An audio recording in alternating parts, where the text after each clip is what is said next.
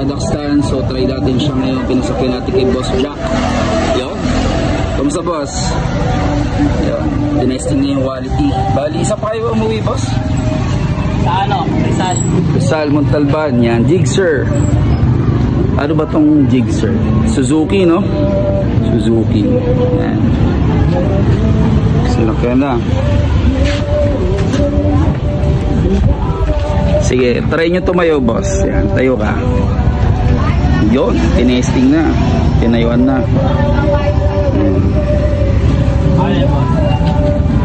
Quality check. Okay. Sige, salamat. Kamusta naman? Ano naman masasabi natin sa ano? Quality. Solid, solid.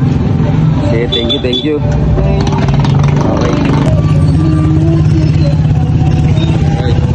Okay, so meron tayo ngayon paddock stand deliver. Pipick upin to mamaya ni Boss Jobert sa Cavite ang drop yan. So mapapansin nyo, meron tayo mga stickers dito kasi ito yung YouTube channel natin. Then ito naman yung instruction. Scan lang nila para pag nahihirapan silang alamin kung paano gumamit. So merong instruction tayong ginawa dyan. Yan. So ito yung available natin. Limited na lang. So ano na lang po ito? 8 na lang po itong available natin dahil paubos na. Mabilis po maubos tong bagong model natin dahil napakaganda. Ay, napakataas oh. So napakatibay. So bounce check. Yun oh. Oh, tayo. Tayuan mo. Oh. Ganyang katibay yan mga kapatid. So may video tayo katunayan na napakatibay niyan at pwedeng sakyan. Ganun siya katibay talaga. So meron tayong ibang kulay dyan.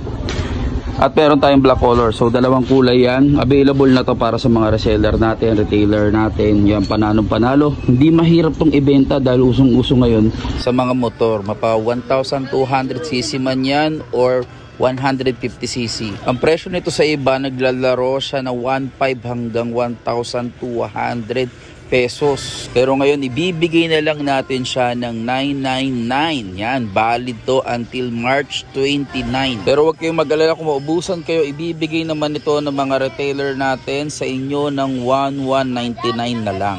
At kung naghahanap ka ng negosyo na mababa lang ang puhunan, ito na ang kasagutan. At imposibleng hindi mo ito maibenta sa loob ng isang buwan. Kagaya ng iba namin mga retailer, kami mismo ang nagbibigay ng mga buyers sa mga ito. Bukod kasi dito, hindi lang ito yung ginagawa natin. So may ginagawa rin tayong mga equipment. Ito, 5 braces, seated. So yung iba wala nang stock, nandun pa yung leg extension. Power cage, drop bar, plate slack, nakabaliktad lang, adjustable bench. So marami din tayong mga ginagawa dito. Bukod dito sa ano na to, paddock stand. Kaya dyan meron din tayo dito, mga repair ito. Bali, yan, ito plate strap na malaki. Tapos ito naman gagawin natin tong ano, gagawin natin tong machine ng bench press. Yan, so ito naman repair to, bali repaint and repair. Yan, so mura lang natin yung ibebenta. Kaya pag magpapa-reserve kayo, mas maganda agahan nyo. Yan, meron din tayong stainless dito na single swing arm, meron din tayo. Ito yung pang dual swing arm natin. So panalo to.